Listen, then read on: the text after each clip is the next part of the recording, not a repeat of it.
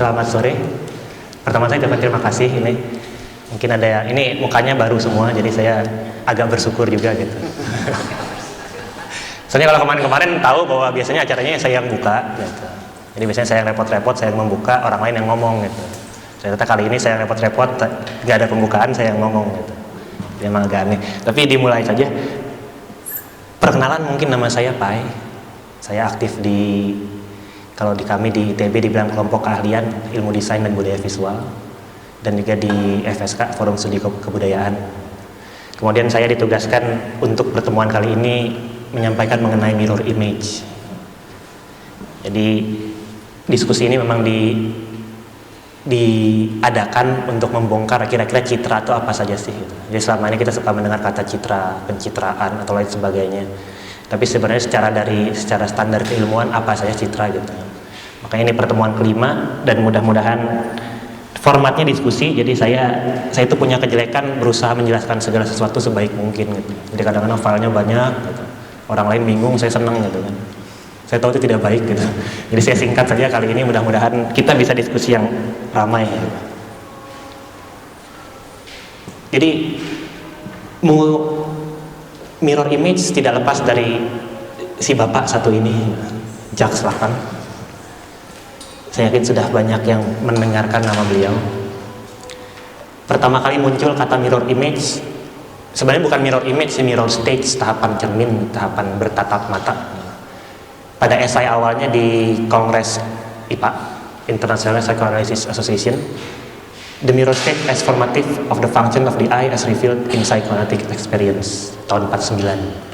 Sebenarnya sudah pernah disampaikan oleh beliau itu tahun 43, tapi kemudian direvisi ulang dan disampaikan tahun 1949. Kurang lebihnya ini.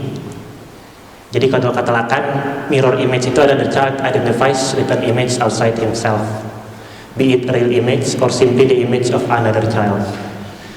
Jadi berkaca bukan dalam artian harfiah kita berkaca gitu. Saya yakin semua dari kita entah sadar atau entah tidak gitu, setiap mau keluar rumah atau bertemu kaca ada kecenderungan untuk berkaca gitu, melihat refleksi diri. Tapi kata Lacan bukan itu intinya. Tapi bagaimana kemudian berkaca itu semenjak dari masa sangat kecil itu mengakibatkan kita mempunyai sebuah subjektivitas tersendiri. Sebuah subjektivitas yang kemudian menentukan bagaimana diri kita mengidentifikasi siapa kita. Ini contohnya misalnya gitu. Ini kadang-kadang terjadi pada diri saya gitu kan. Karena saya kurus gitu. Jadi kadang kalau saya berkaca itu bukan refleksi saya saja yang saya lihat gitu. Tapi saya dulu zaman kuliah S1 itu gondrong gitu kan. Jadi kadang-kadang saya suka melihat kok kalau gondrong kayaknya gantengan gondrong zaman dulu ya gitu. Ada image kasarnya gitu, image wild guy-nya gitu kan. Terus tapi ada bayangan juga kapan kira-kira saya bisa jadi gendut, kok kurus mulu dari dulu gitu. Jadi ketika saya berkaca tidak refleksi saya saja yang saya lihat, tapi juga keinginan dan harapan saya. Ini Homer Simpson, sudah ada yang saya yakin tahu ya, salah satu serial kartun terpanjang di Amerika gitu. Jadi kemudian bagaimana si Homer ini gendutnya luar biasa gitu, peminum bir, pokoknya tipikal bapak-bapak Amerika lah gitu, pekerja kelas menengah ke bawah, pulang ke rumah nonton TV sambil minum bir dan makan donat gitu. Kemudian punya mimpi untuk suatu ketika jadi bagus hidupnya ya, tapi namanya mimpi kadang-kadang jadi mimpi terus gitu kan. Tapi sebenarnya kata mirror stage itu, kata bercermin, tidak datang dari Lacan.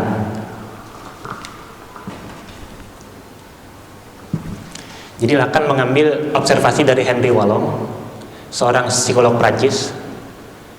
Lacan itu seorang psikoanalisis. Saya yakin sudah banyak tahu apa psikoanalisis itu.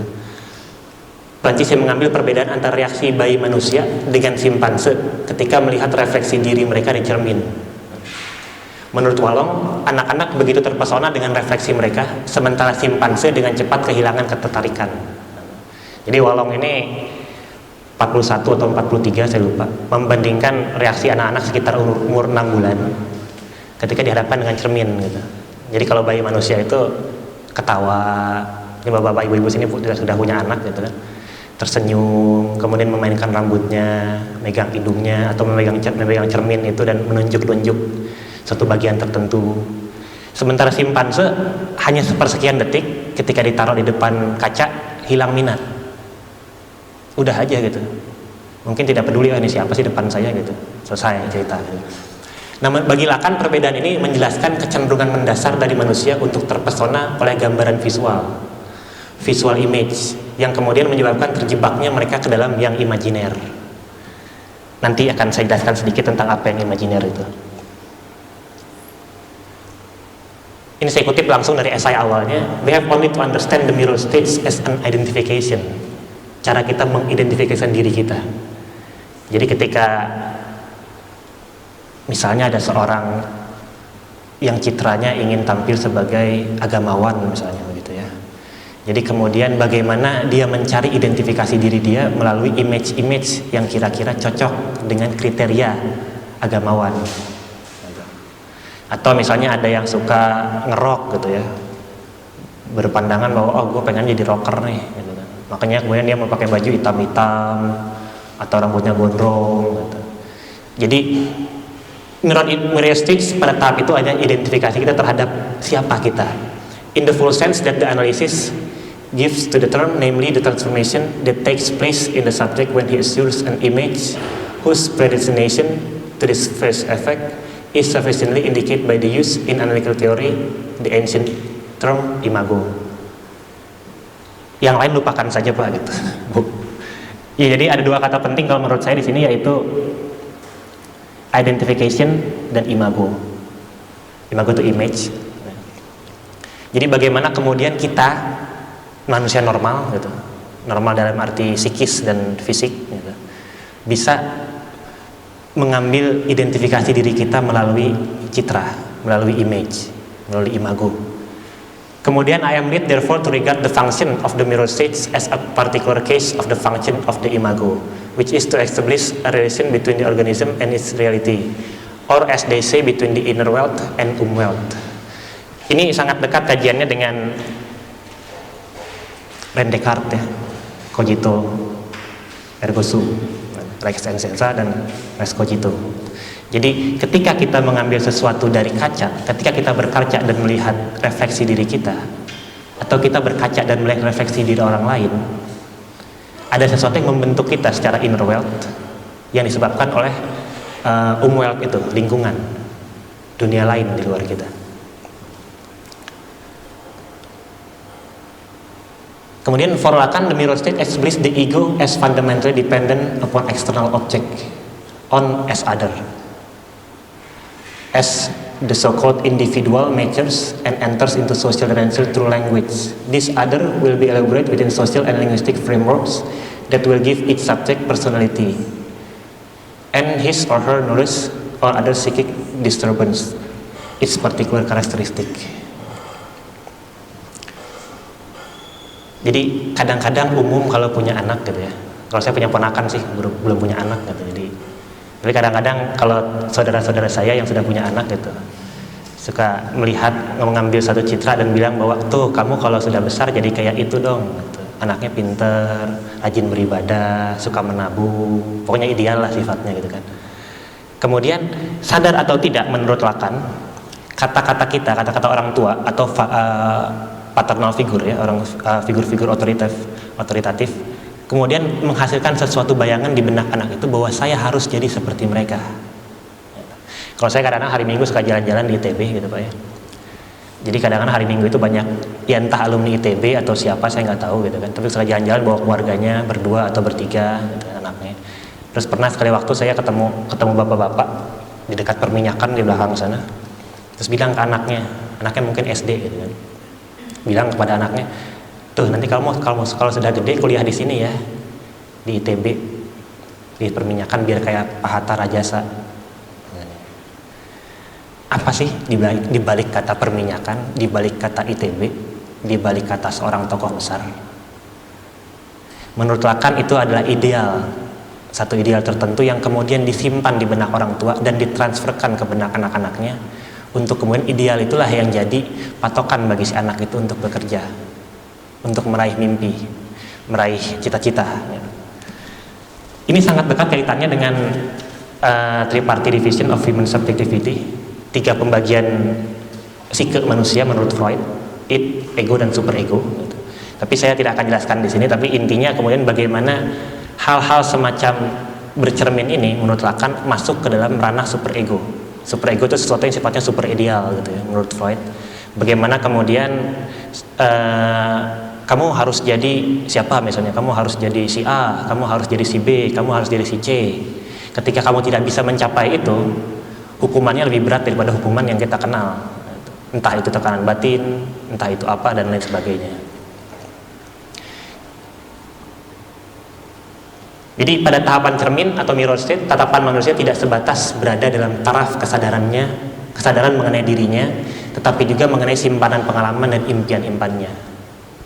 Sama seperti tadi proses berkaca pagi-pagi gitu ya. Kalau saya pagi-pagi ngaca gitu, wah kurus mulu sih, kapan gendutnya gitu. Kalau gendut kayaknya bisa bagus juga badannya gitu kan. Atau misalnya kapan sih kok rambutnya gini mulu, pengen gondrong lagi. Jadi ada ketika kita berkaca secara real, secara harfiah, ada hal-hal tertentu yang sifatnya kemudian real, kita sadari bahwa itu adalah refleksi diri kita. Tapi ada juga kemudian yang bermain di belakang pikiran kita, di bawah sadar kita, bahwa ada impian-impian tertentu dan harapan-harapan tertentu yang ingin saya capai pada diri saya. Makanya kemudian ini dekat kaitannya dengan yang disebut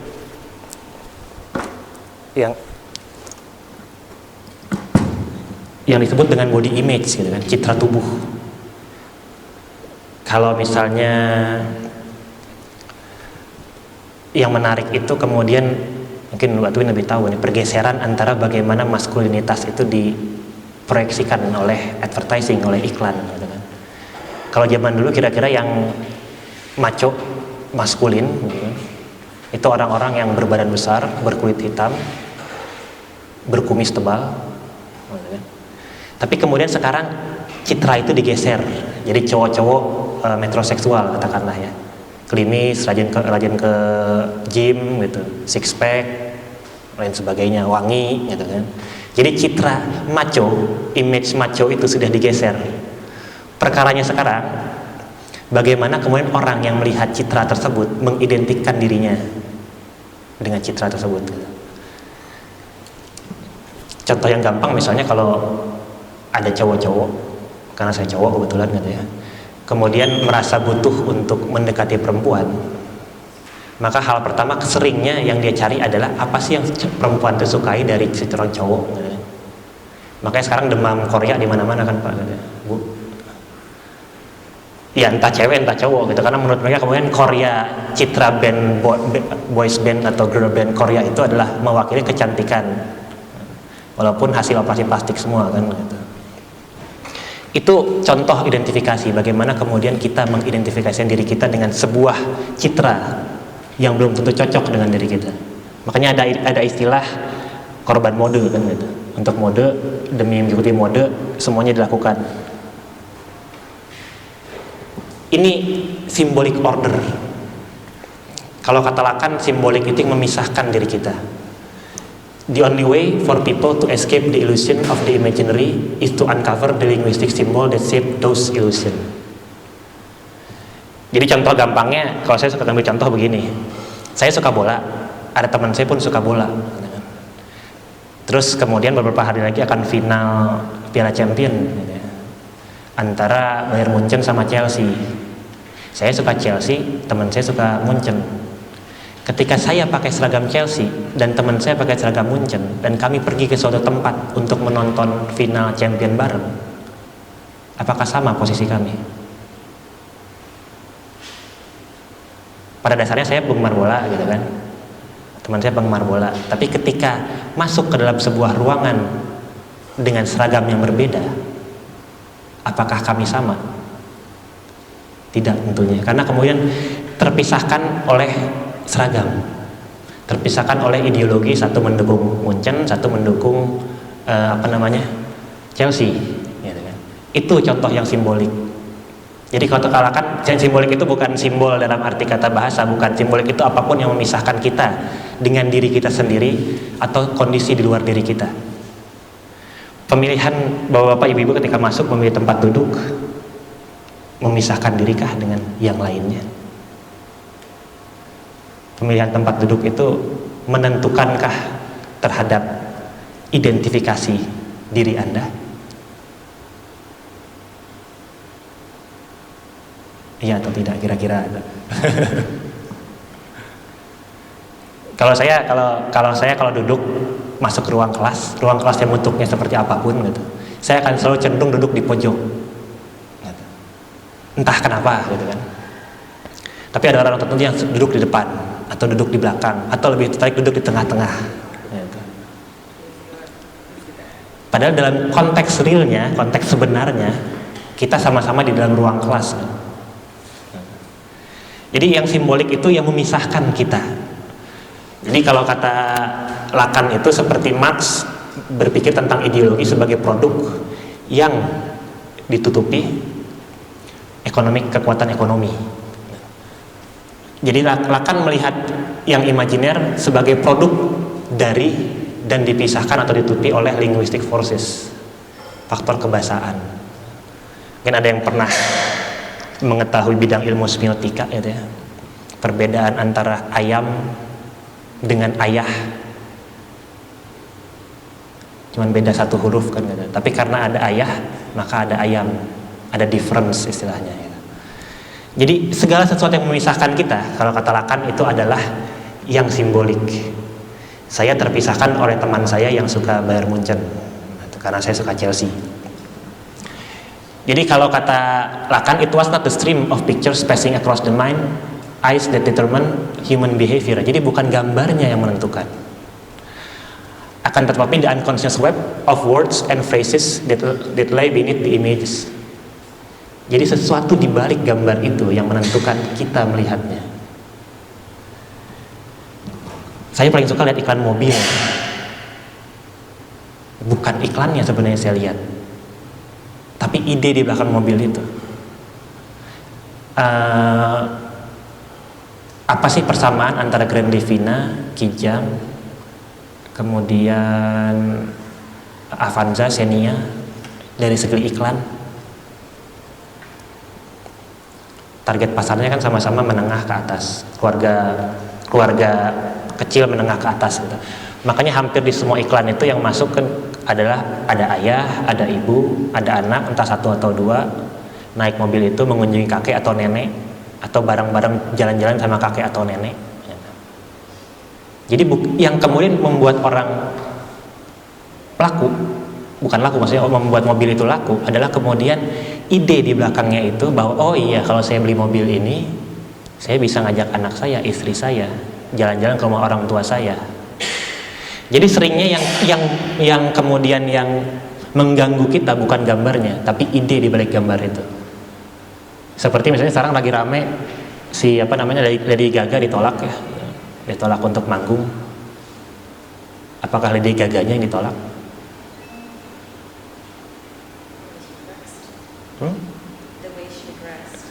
Cara dia berpakaian gitu kan.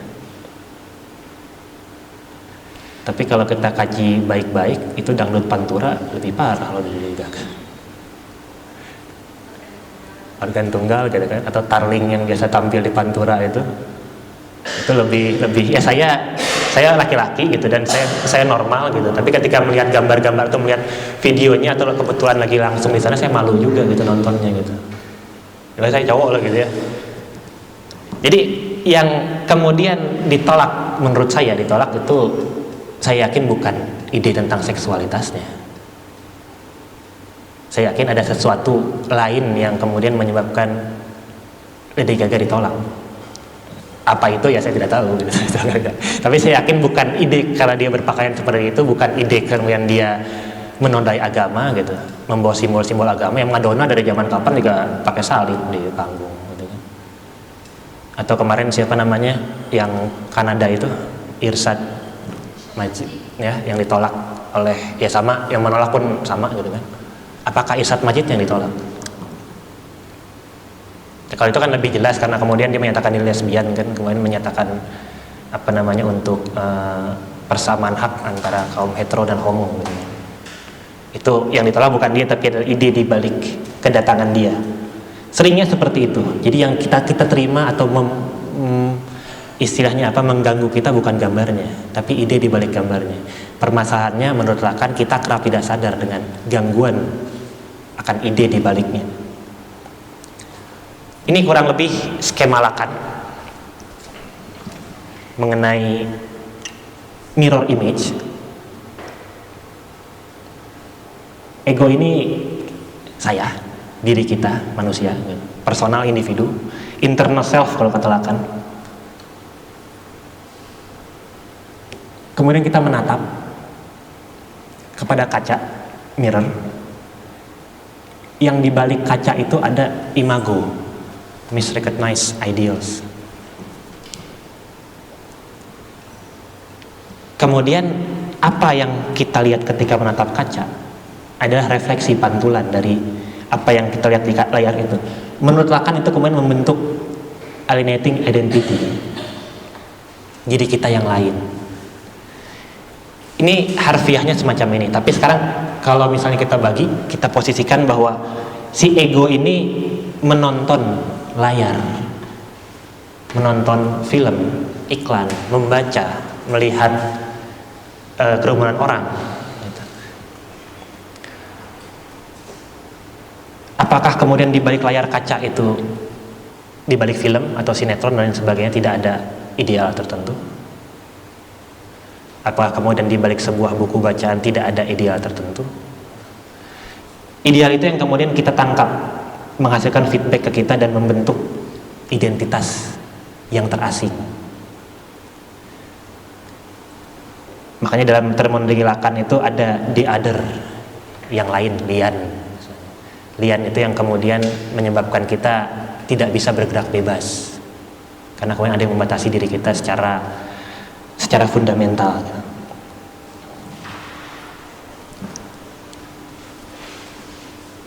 Ini the gaze. The gaze itu tatapan. Nanti di akhir bahan diskusi saya akan kasih lihat bagaimana kemudian the gaze ini sangat-sangat menarik dikaji, terutama ketika membentuk individu. Jadi the gaze itu adalah kondisi berkaca secara terus-menerus. Gaze itu mengambil ideal-ideal dari luar yang kemudian memungkinkan timbulnya keterpisahan. Ini New Yorker, sampul majalah New Yorker, Saul Steinberg. Jadi ada seorang figur sedang memandang lukisan Brahe. Brahe itu tokoh ekspresionis. Tapi ketika dia memandang lukisan Brahe, tidak Brahe-nya yang kebayang. Jadi setelah Brahe ada barok, ada barak, ada bek, ada pudel, semua kata yang memungkinkan itu berhubungan. Sampai ada bentuk-bentuk huruf, warna, dan lain sebagainya. Saya yakin seperti itu ketika kita menonton sinetron katakanlah gitu, atau FTV gitu, atau misalnya nonton berita. Apakah kemudian kita ikut larut ke dalam narasinya si penyiar, ataukah ada sesuatu di balik pikiran kita yang bermain? Jadi misalnya saya lihat lukisan ini, wah lukisannya menarik ya gitu. Kenapa mengingatkan saya pada masa kecil, mengingatkan saya pada kejadian-kejadian masa lalu, mengingatkan saya ke depannya saya ingin seperti ini gitu. Jadi kembali ke tadi, bukan image-nya yang mengganggu kita, bukan citranya yang mengganggu kita, tapi apa yang ada di pikiran kita, apa yang ada di balik ide tersebut. Kemudian akan the gaze itu berhubungan dengan 3 faktor utama. Third order, 3 ranah, 3 medan lah gitu ya. Ada the imaginary, ada the symbolic, dan ada the real. Jadi kalau kata Lacan bilang, the imaginary adalah bentuk imajinatif yang dimiliki seseorang sepanjang hidupnya. Jadi kalau saya dari kecil suka dengerin lagunya punk rock gitu, Sex Pistols atau Ramones gitu, berarti saya secara langsung atau tidak punya impian atau imajiner, berimajinasi untuk berdandan ala siapa gitu. Sid Vicious atau siapa gitu. Kalau kemudian dari kecil suka nonton Meriam Bellina misalnya gitu kan, atau suka menonton Unyil atau Doraemon gitu kan, gitu. atau Lion King, saya yakin sepanjang hidup ide tentang Lion King itu, Doraemon itu, si Unyil itu akan tetap ada dan menggerakkan kita untuk berpikir seperti itu. Kemudian the imaginary adalah sesuatu yang memungkinkan seseorang mempunyai impian dan keinginan yang berhubungan dengan dirinya dan orang lain. Saya tahu kalau kemudian menyakiti orang itu tidak baik. Tapi dalam kasus-kasus tertentu saya ingin menyakiti orang lain. Atau saya tahu misalnya kalau saya dandan jadi jadi Sailor Moon, itu akan tampil tidak normal di pikiran orang. Makanya kemudian hal-hal semacam itu yang disimpan, dan di imaginary tidak berakar dari dalam diri, melainkan sesuatu yang dihasilkan dari kondisi berkaca, bukan diri kita. Tapi bagaimana kemudian kita berkaca, kita menatap dan mengambil ideal-ideal dari situ. Taraf yang kedua menurut Lacan, bukan yang kedua, yang lainnya maksudnya the simbolik, yang memisahkan subjek atau individu dengan sesuatu di dalam dirinya. Terputusnya hubungan ini menyebabkan subjek berada dalam kondisi yang terasingkan, kondisi yang sebenarnya dirinya tidak kenal atau pahami. Jadi kalau kata Lacan, begitu manusia dilahirkan, hal pertama yang dia dapatkan adalah masuk ke ranah simbolik, ke symbolic order. Paling simpelnya, saya yakin tidak ada di antara kita yang memilih namanya sendiri. Apakah ada? Nama saya Pai pun dia KTP kan bukan Pai. Pemilihan nama itu menyebabkan kita masuk ke dalam ideal orang lain, yaitu orang tua kita. Kemudian kalau kita bergaul di mana, teman kita manggilnya namanya berbeda gitu. Ya kalau saya Pai gitu kan, atau yang lain namanya apa gitu, Cuplis atau apa Elizabeth gitu atau apa gitu. Yang kemudian menyebabkan kita masuk ke dalam sesuatu yang sifatnya imajiner orang lain. Jadi hal-hal semacam itu kata Lacan menyebabkan kita terasing, tidak punya kendali terhadap diri kita sendiri. Dan yang terakhir yang susah dijelaskan adalah the real. The real is simply that which isn't symbolized, which is excluded from the symbolic. Jadi Lacan sering mengatakan kondisi the real itu hanya dicapai manusia ketika dia berada di dalam rahim, murni, nyata. Ketika dia sudah ada di dunia, entah dia berada di dalam kondisi simbolik atau entah dia berada dalam kondisi imajiner. Bisa simbolik menurut dirinya atau orang lain, bisa imajiner menurut dirinya atau orang lain. Oke, ini sedikit mengenai mirror stage ya. Karena nanti sifatnya diskusi, saya lebih tertarik untuk mendengarkan pendapat yang hadir di sini. Tapi saya coba kasih satu kasus khusus terhadap penerapan dari the mirror stage. Ini orang sangat terkenal, saya yakin, Jean-Paul Sartre, filsuf Prancis, yang kemudian dikatakan meletakkan filsafat eksistensialisme. Tapi sebagian orang menganggap bahwa dia adalah juga fenomenologi. Jean-Paul 21 Juni 1905 dan 80 dia meninggal. Ketika dia meninggal, sekitar 200.000 orang mengantarkan jenazahnya untuk dimakamkan gitu. Jadi luar biasa banyak pengaruh Sartre terhadap filsafat kontemporer, filsafat Eropa lebih tepatnya. Kemudian pada seminar awalnya konsepsi Lacan mengenai the gaze merujuk kepada analisis fenomenologi, the look dari Jean-Paul Sartre. Menariknya, the look dan the gaze adalah kata yang sama dalam bahasa Prancisnya, le regard. Mudah-mudahan saya benar ngomongnya gitu ya. Akan tetapi penerjemah bahasa Inggris Sartre menerjemahkan regard itu menjadi the look, sementara regardnya Lacan menjadi the gaze. Itu panjang lagi penjelasannya. Tapi kemudian konsepsi Sartre, the gaze adalah sesuatu yang menghalangi subjek untuk menyadari bahwa yang lain, the other, adalah juga subjek. Koneksi yang mendasar dari hubunganku dengan yang lain harus bisa disejajarkan dengan kemungkinan aku dilihat oleh yang lain. Simpelnya, apakah Anda melihat saya dari saya melihat Anda? Kalau dalam kondisi konteks kelas ini, siapa yang subjek dan siapa yang objek? Ketika saya berbicara, saya adalah subjek. Tapi apakah Anda mendengarkan semata menjadi objek? Jadi koneksinya mendasar dari hubunganku dengan yang lain harus bisa dijalankan dengan kemungkinan aku dilihat oleh orang yang lain. Ketika subjek atau aku dikagetkan oleh tatapan the gaze yang lain, subjek merasa malu. Lacan pada masa ini sependapat dengan konsepsi the gaze Sartre. Lacan juga setuju bahwa the gaze tidak harus berhubungan dengan organ penglihatan. Nah, agak memusingkan ya kalau kata-kata itu, jadi mudah-mudahan cukup ini aja, bisa melek. Ini menarik karena kemudian segala sesuatu yang Sartre tulis itu berdasarkan pada biografi dia. Kenapa kemudian dia bisa bilang bahwa ketika saya dikagetkan oleh tatapan yang lain, saya merasa malu. Jadi Sartre itu anak pertama. Jadi pada tahun 1904 di Cherbourg, Jean-Baptiste Sartre, seorang marinir yang sudah sakit-sakitan karena demam yang ia bawa dari Indochina, bertemu dengan Anne-Marie Schweitzer. Gadis kesepian itu langsung dia ambil, dia nikahi, dan secara kilat dibuatlah seorang anak.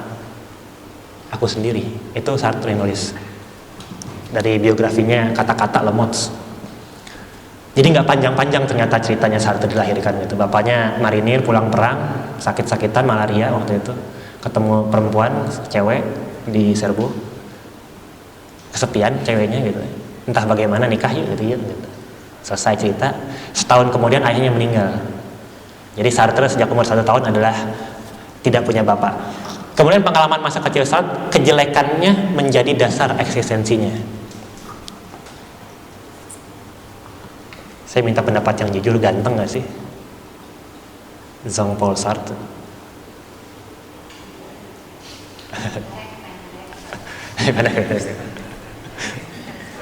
Tapi ketika itu buat keluarga ibunya, ketika dia dipindahkan ke, dia dianggap sebagai raja, rambutnya pirang, katanya ditulis di biografinya panjang, kemudian dia dianggap sebagai seorang yang sangat tampan, rupawan, dia memiliki kemampuan untuk menjadi perayu yang ulung. Suatu ketika menariknya, dia dibawa oleh kakeknya ke tukang cukur, si Sartre ini. Kemudian ketika pulang dari tukang cukur, kata Sartre sendiri, saya tidak lagi menjadi diri saya. Saya menyadari tatapan orang lain seperti melihat kodok ketika melihat saya. Saking jeleknya katanya gitu kan. Jadi kemudian kejelekan menjadi dasar eksistensinya, menjadi penting ketika dikaitkan dengan dua konsep kunci filsafatnya, l'autre, yang lain, lian, orang lain, dan regard, tatapan mata.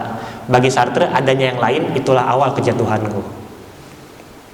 Sama seperti tadi Lacan bilang bahwa kemudian ketika saya menatap atau orang lain menatap Sartre setelah pulang dari tukang cukur, tidak lagi seorang pangeran rupawan tapi seorang kodok. Dan Sartre menyadari bahwa kemudian dia dikagetkan oleh tatapan yang lain. Oh, saya sudah tidak lagi jadi orang rupawan, saya jadi kodok sekarang. Selesai egonya detik itu.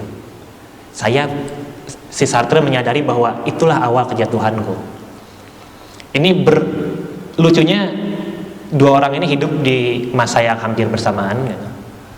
Tapi kemudian ketika dilihat-lihat bahwa Sartre ini mengalami 3 order tadi, masuk ke dalam ranah imajiner orang tuanya, ranah simbolik orang tuanya.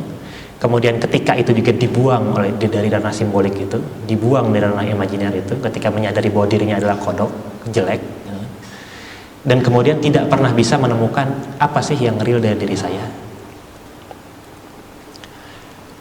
Disinilah refleksi Sartrian masuk mendefinisikan manusia yang pada intinya kebebasan sebagai sebuah kursoi, ada untuk diri sendiri. Di depan lengsoa, ada pada diri sendiri, objek yang mampat pejal. Kesadaran transenden manusia selalu masih bisa menghindar, menolak, dan menindak kepadanya. Manusia adalah kesadaran untuk selalu lolos dari cengkraman lengsoa. Kesadaran menolak, menindak, menolak, dan melubangi lengsoa ini adalah sekaligus upaya mengembalikan defisit kebebasan. Simpelnya seperti ini. Ketika si Sartre itu pertama adalah pangeran atau putra rupawan yang ganteng luar biasa di mata orang tuanya, dia berada di dalam ranah imajiner orang tuanya dan ranah imajiner dirinya. Ketika dia kembali dari tukang cukur berparas seperti kodok pendek, jelek, dan lain sebagainya, dia terlempar keluar dari itu. Dia masuk kepada sebuah simbolik order yang mengatakan bahwa saya tidak ada lagi untuk orang lain. tapi saya ada untuk diri saya sendiri. Manusia adalah kesadaran untuk selalu lolos dari cengkraman. Lain soal, kesadaran menidak atau menolak atau melobangi adalah sekaligus upaya mengembalikan defisit kebebasan. Zaman Orba kita kenal bagaimana segala sesuatu sifatnya apa namanya? Apa istilahnya kok saya lupa sih. Ya kalau nggak Pancasila berarti anti Pancasila lah gitu. Di mana-mana kita sibuk dengan bahaya laten komunisme. Kan? Kalau dikit-dikit menolak rezim dikatakan kemudian subversif. Tapi ada sebagian orang yang kemudian mencoba melobangi subversif itu untuk menyampaikan kebenaran versi mereka. Jadi usaha manusia atau eksistensi manusia adalah kesadaran menidak, menolak, dan melobangi. Dengan kata lain, manusia sebagai Purseo adalah kebebasan itu sendiri. Ia adalah kebebasan di depan ketak terbatasan pilihan kontingen. Itulah kondisi asli dan otentik manusia yang adalah ada yang terlempar di dunia yang kontingen. Hampir sama seperti kata Lacan, bahwa kemudian manusia begitu lahir terlempar ke ranah simbolik. Tidak lagi menjadi dirinya yang real, tapi menjadi harapan orang lain. Kemudian dalam situasi diobjekkan seperti itu, ada dua sikap yang bisa diambil: menyesuaikan diri secara pasif atau mengikuti objektifikasi dan mengikuti objektifikasi, atau memberontak dan menidak objektifikasi tersebut. Ini saya akan jelaskan lebih jauh karena saya tidak akan menyampaikan mengenai Sartre di sini. Makanya ini kata-kata yang sangat fenomenal dan luar biasa terkenal. Eksistensi mendahului esensi, melawan semua fenomenologi sebelumnya kan gitu. Harus ada esensi dulu baru eksistensi. Adanya manusia apa adanya jauh lebih penting daripada omongan esensialis pihak agama, moral, adat istiadat atau ideologi. Jadi manusia kalau kata Sartre harus ada lebih dulu, harus memberontak lebih dulu kepada sesuatu yang menyimbolkan dia, yang simbolik pada dirinya. Dengan memperlihatkan sifat kontingen, kesadaran Sartre hendak menunjukkan bahwa dunia pengalaman itu selalu mendahului, selalu lebih luas dan selalu lebih kaya dari setiap bentuk refleksi kesadaran. Artinya pemahaman kita tentang dunia tidak pernah sama dengan dunia itu sendiri, dan kesadaran kita tidak pernah dapat sungguh-sungguh merepresentasikan realitas. Mungkin ada 20 orang di sini. Apakah realitas yang saya coba sampaikan akan sama di kepala 20 orang di sini? Saya yakin tidak. Saya yakin ada 20 ide berbeda ketika mendengarkan saya berbicara.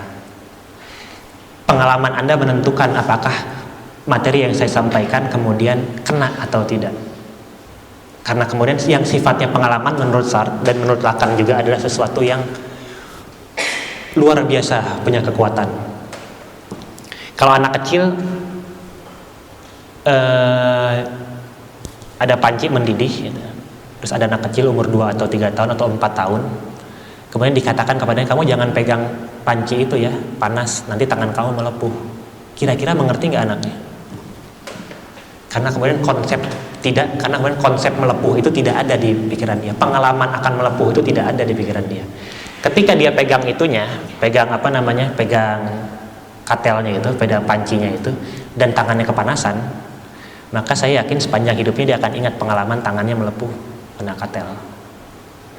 Fobia kita, banyak fobia didasarkan pada pengalaman kita yang buruk. Entah takut ruang gelap, entah takut setan gitu, entah takut apa gitu, takut hukuman tertentu, karena kemudian kita punya pengalaman akan itu.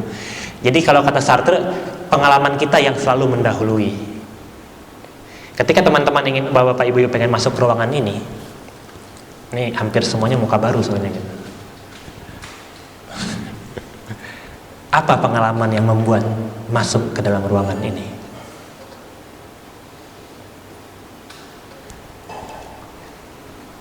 Jadi kesadaran kita tidak pernah dapat sungguh-sungguh merepresentasikan realitas.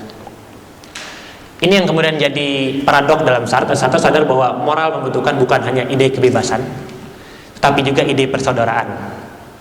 Dulu di awal karirnya segala sesuatu yang sifatnya kebebasan itu diagung-agungkan oleh Sartre gitu.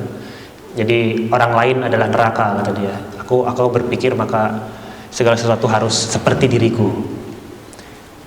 Makanya kemudian dia mengalami perpecahan dengan Albert Camus. karena kamu mengatakan bahwa saya hadir untuk memberikan simpati kepada yang absurd. Dan yang terakhir ini hanya bisa muncul kalau ia merubah konsep tentang outre, yang lain liang orang lain. Di titik ini Sartre sadar bahwa ide neraka itu orang lain justru menghambatnya. Jadi at the end pun Sartre harus berhadapan dengan bahwa dia ternyata selama ini terpisahkan oleh sesuatu yang dianggap nyata. Kurang lebihnya seperti itu. Saya lebih tertarik untuk diskusi daripada ceramah panjang-panjang soalnya. Jadi silahkan, apakah ada pertanyaan atau unek-unek atau curhat juga boleh, nggak apa-apa. Kalau kecepatan mohon maaf gitu, atau mungkin ini hadap depan, hadap samping.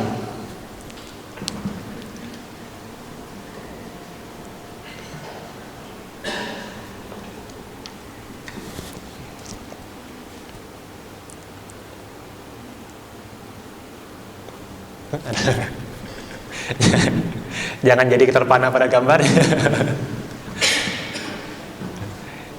Oke, silahkan. Iya Bapak. Oh, silakan.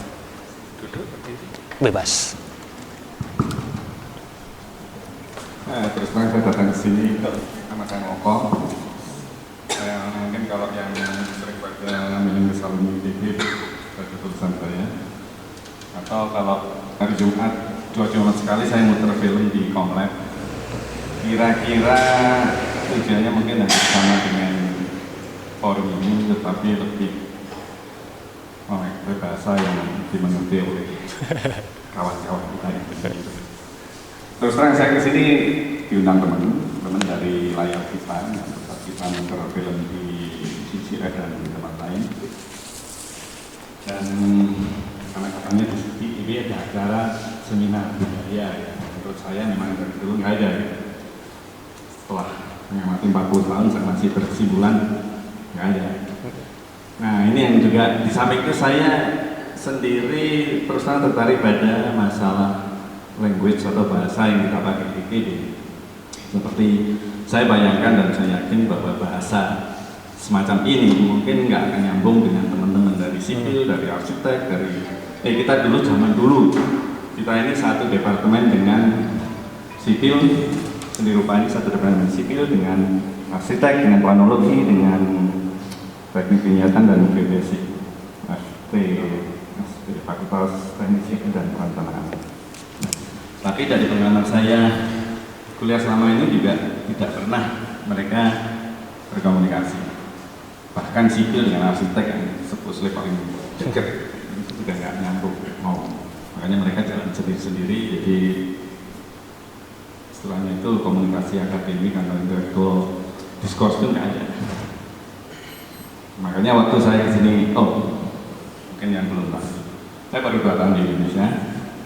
Saya menghabiskan lebih dari separuh hidup saya di Amerika, dan selama itu saya bekerja pertama-tama separuh kira-kira bekerja sebagai engineer, kemudian saya menggantungkan helmet saya dan saya mencari sesuatu. Dan sebagian besar dari yang saya pelajari datang dari MIT. Itu yang menarik adalah bahwa MIT itu sejak tahun 60 kita berusaha tiru, tetapi ternyata ITB nggak berhasil menunggu kondisi seperti itu kan. Dan MIT sudah bukan lagi institut teknologi yang seperti kita bayangkan dulu, tapi 60% lebih kuliahnya itu adalah liberal arts. Dan ini saya sudah sering nulis di ITB mengenai masalah ini, bahwa kita ini benar-benar nggak tahu yang lain, tapi kalau engineer betul-betul kayak tukang yang sama sekali nggak pernah baca buku, kurang pergaulan dan sebagainya. Kita seakan-akan tahu how-to-nya tapi nggak pernah sampai ke why. Ini salah satu motivasi saya untuk bekerja sama dengan teman-teman di Komplek. Mereka menyediakan tempatnya dan saya peralatannya dan filmnya dan tersendiri. Tentang apa saja, dan kita diskusinya bisa sampai jam 11 malam karena nggak ada yang mau pulang. Kita mulai jam 6.30. Jadi apa itu namanya? Yang menarik juga dari sini tadi komentar saya adalah bahwa saya dulu juga pertama kali datang di Amerika pengen belajar tentang psikologi, tentang filosofi, dan saya mulai baca apa yang Sartre. terus dari sisi psikologi Freud, psikoanalisisnya Freud, bahkan behavior science-nya si P.F. Skinner. Tapi ternyata juga untuk saya itu banyak yang nggak masuk akal gitu. Dan ternyata setelah saya mulai melihat apa yang terjadi di MIT sejak tahun 50, di mana approach-nya adalah cognitive science. Cognitive science itu kira-kira kalau mau disederhanakan penjelasan itu sebagai study of human mind as a computer. Jadi itu sejak tahun 50, sejak mulai munculnya idea atau bahkan prototipe komputer itu menjadi mungkin dilakukan, dan sekarang pun itu bisa dibilang sudah lama sekali menggeser P.F. Skinner maupun Freud dan segala banyak. Dan kalau ada yang tertarik, semua proses di MIT itu bisa diakses lewat internet, lewat apa yang disebut open course, kursi .mit.edu. Itu luar biasa. Saya setiap tahun masih ngambil 2-3 kuliah yang saya anggap penting dari sini. Itu jika untuk saya internet kita baca semua. Dan itu mungkin bisa menambah khasanah ilmu kita di ITB ini yang saya selalu anjurkan di mana-mana. Dan kelihatannya approach dari golongan ini namanya muka sebelah kanan, seni rupa, arsitek, itu agak cocok dengan ide-ide baru semacam itu. Kalau dia yang tempat mesin, elektro, sipil itu sudah brain dead. Kalau nanti kalau suruh baca, kita juga tulisan saya pertama kali di Universitas yang waktu saya datang adalah menganalisa kita ini sebagai bangsa yang tidak membaca. Secara kolektif kita ini bangsa tidak membaca itu. Ranking kita dalam membaca itu nomor 51 dari 57 negara. Dan ini konsisten selama 10 tahun. Oke, saya akan akhiri di sini, nanti kalau perlu ini lagi. Tapi kalau pengen diskusi yang betul-betul Nobel ada di Jumat, setiap Jumat, jadi bukan cuma ini, Jumat yang akan datang. Oke, terima kasih. Jadi memang kendala bahasa itu menarik Pak ya gitu. Bagaimana kemudian membahasakan sesuatu yang sifatnya abstrak jadi sesuatu yang sifatnya praktis, itu pekerjaan yang nauzubillah, memang saya itu harus akui gitu. Itu kendala yang luar biasa untuk mendiskusikan sesuatu yang ilmiah ke yang populer gitu. Tapi mudah-mudahan ya mungkin saya kurang kemampuan untuk menerjemahkan konsep yang abstrak ke yang populer gitu. Tapi mudah-mudahan itu akan dijembatani ke depannya. Kemudian permasalahan cognitive science tadi ya saya sepakat itu dua mata uang yang saling melihat gitu, satu psikoanalisis, satu cognitive science gitu. Ya saya selain baca Freud juga baca Steven Pinker dan kawan-kawan, dan Dene juga gitu. Dan bagaimana mengkaji bagi dua hal itu, memang itu hal menarik dan ya luar biasa kalau didiskusikan mungkin nggak habis dalam 2 jam gitu. Panjang sekali gitu. Jadi saya terima kasih. Nanti mungkin faktor bahasa itu ya bagaimana ya, kadang-kadang bukan artinya mungkin dua perbedaan ketika kita ngomong dengan orang mesin gitu yang terbiasa mengenai mesin, atau orang elektro yang biasa, ada yang elektro nggak di sini ngomong? Elektro gitu kan? Terbiasa bagaimana melihat modul dan kawan-kawan ketika harus melihat sesuatu yang sifatnya tidak direct gitu. Berputar-putar dulu untuk mencapai tujuan, kadang-kadang tujuannya pun nggak nyampe sebenarnya gitu kan. Itu memang menyulitkan gitu. Itu saya akui secara sadar bahwa itu perkara yang tidak gampang gitu. Dan itu kalau saya kembali kelakan adalah bagaimana kemudian pengalaman kita itu menentukan kita gitu. Pengalaman saya sebagai seorang pembaca buku-buku populer tentu berbeda dengan pandangan orang yang menjadi pembaca buku-buku teknis gitu. Pembaca rumus dengan pembaca resep pasti berbeda. Membaca cerpen tidak bisa 2 hari kita tangkap maknanya kan gitu. Tapi itu ya mudah-mudahan ITB menyediakan ruang yang lebih banyak untuk hal-hal semacam itu, karena kemudian 10 tahun yang lalu saya beli kaset Jimi Hendrix Pak, pusing saya dengarnya, saya simpan lagi, 3 tahun kemudian saya dengarkan, detik itu saya baru tahu kenapa dia gitaris terhebat di dunia. Jadi butuh 3 tahun saya untuk memendam pengalaman saya jualan sama Jimi Hendrix dan mendengarkan lagi, kemudian oh ini tuh maksud orang selama ini. Jadi mudah-mudahan lebih banyak ruang lagi. Tadi seperti Bapak sampaikan di Komlab, saya juga berteman dengan Tobing Pak gitu. Jadi Tobing pun suka ke tempat saya gitu. Mudah-mudahan nanti ada kerjasama yang bisa lebih baik dijalin gitu. Oke, yang lain? Nggak usah. Nggak usah. Oke, terima kasih Pak Moko juga. Saya aktif di kegiatannya Bapak setiap Jumat malam. Ke Mas Pai ini tentang masalah mirror image, masih masalah Bapak ya? Bebas lah, mau apa juga Sudah apa-apa.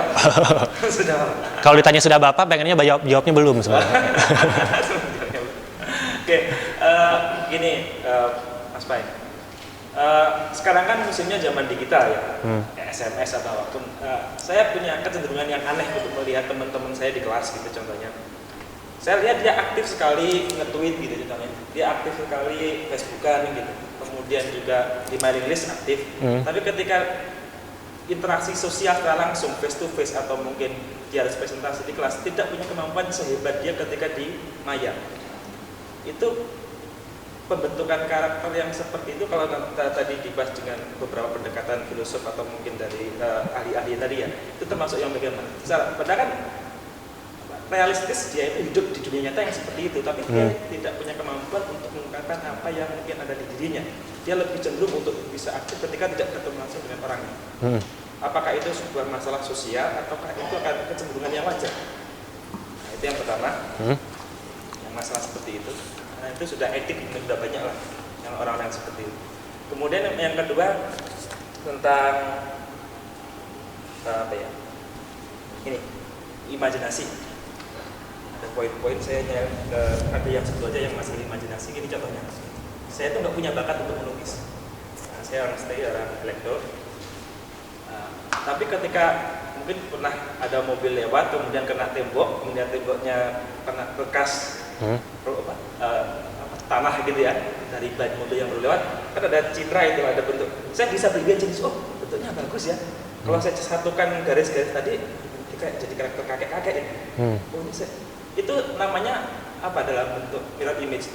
Padahal saya kalau kamu harus nanti gambar nama saya nih, kamu nanti gambar ya di kertas ya, saya nggak punya kemampuan, saya akan gambar kakek. Tapi kalau ketika saya melihat imajinasi dalam semprotan yang tidak karuan tadi, saya malah ini akan jadi gambar yang saya bisa satukan. Jadinya seperti ini. Dan ketika saya buat pun bagus. Teman saya tanya, bagus nggak? Lumayan bagus sih, lumayan. Karena dia memang orang seniman tuh. Tapi ketika saya suruh benar-benar membuat, nggak bisa sih. Itu dalam dunia mirror image atau dalam diskusi dengan ahli-ahli tadi, termasuk yang seperti apa? Oke, mungkin dua tadi. Terima kasih. Oke. Jadi kalau permasalahan digital itu intinya bagaimana kita, kalau ada istilah lah kan alienated identity tadi kan. Jadi dunia digital itu menyediakan ruang bagi kita untuk menghasilkan diri yang bukan sebenarnya, atau justru jangan-jangan diri yang sebenarnya. Jadi ketika saya di Facebook saya pakai foto kucing misalnya, atau di Facebook misalnya saya pakai foto rainbow gitu. Karena saya suka rainbow misalnya kan. Itu ruangan-ruangan digital itu menyediakan tempat bagi kita untuk melampiaskan sesuatu yang tertekan selama ini. Saya nggak mungkin tuh pakai rainbow jadi di jalan-jalan di ITB gitu kan, pakai peluru gitu, pakai ikat kepala, buka baju gitu kan. Mending badannya bagus udah kurus gini kan gitu. Nggak enak lihat orang bahan caci maki gitu kan. Tapi di dunia digital itu gitu kan, di ruang digital itu, medan digital itu, semuanya boleh. Hampir bukan tidak ada batas, ada batasnya, ada etikanya. Cuman sekarang rata-rata pengguna awal itu nggak tahu batasan sejauh mana, etikanya sejauh mana gitu kan. Nah itu kemudian menjadikan ruang bagi kita untuk melampiaskan alienated identity kita. Kadang-kadang ada yang selama ini tertekan karena beban yang dia tanggung, entah dia itu dipandang tinggi di masyarakat atau lain sebagainya gitu. Makanya kemudian bikin akun yang mungkin tahu Pocong ya, akun Pocong yang tidak pernah memfollow siapapun tapi followernya hampir berapa, 1 juta sekarang. Pocong itu kan menyediakan ruang bagi kita untuk berpikir tentang horor dan menyakiti dia. Kalau kita baca baik-baik semua tweet tentang Pocong itu kan ngeledek Pocong kan gitu kan. Jadi sebenarnya si Pocong itu tanpa tidak sadar dia menyediakan ruang diri dia buat diledek. Jadi sebuah ruang lain yang kemudian ya saya bisa jadi yang saya pengen. Apakah itu siapa saya atau bukan siapa saya, itu harus lebih baik dilihatnya gitu. Tapi ya itu ruang digital itu menyediakan tempat bagi kita untuk jadi siapapun yang kita mau. Nah itu pertama. Kemudian kalau secara imajinasi, kalau saya bicarakan tadi bahwa kemudian Mas Andi punya konsep terhadap image, punya konsep terhadap citra. Karena kemudian citra tidak harus tampil realistis, citra pun bisa tampil abstrak. Jadi kemudian yaitu bahwa Mas Andi punya pengenalan terhadap sebuah bentuk konsep citra yang kemudian bisa jadi citra. Ya memang kalau itu abstrak pun konsepnya citra kan. Dalam seni lukis pun ada abstrak ekspresionis dan lain sebagainya. Yang kalau lihat baik-baik nggak citra-citra amat gitu kan. Kalau pernah lihat Jackson Pollock itu pelukis Amerika, kerjanya nuangin cat. Citra di mananya? Apakah membentuk suatu citra? Enggak gitu. Tapi dia punya konsep terhadap citra. Jadi mungkin bisa dibedakan ada citra dan ada konsep terhadap citra. Mungkin gitu. Baik, kemudian saya tidak punya hak jawab penuh terhadap diskusi ini. Jadi kalau ada yang mau komentar, mengkoreksi saya pun silahkan, gitu, nggak masalah. Atau memberikan tanggapan pun silahkan. Mungkin ini dulu, Pak. Sebentar saja, sebentar aja. Iya, nggak usah lama pun nggak apa-apa kok. Sharon terbuka. Iya. Saya cuma ingin mengomentari sedikit. Saya kebetulan dari komunikasi. Saya tahu mengenai komunitas yang ada di saat itu, yaitu service-based communication. Jadi orang itu lebih tertarik untuk mengumbar segala keluh kesah mereka, komentar mereka dan sebagainya di dunia cyber. Nggak ada yang akan langsung menolak dia. Kecuali kalau misalnya saya berkata bahwa, hey, kamu tahu nggak penampilan kamu itu jelek dan sebagainya. I think kayaknya kamu harus berubah secara langsung. Mungkin orang itu akan tersinggung. Tapi kalau misalnya kita komen di Facebook atau di Twitter, nggak langsung sama orangnya, ya tidak sebenarnya.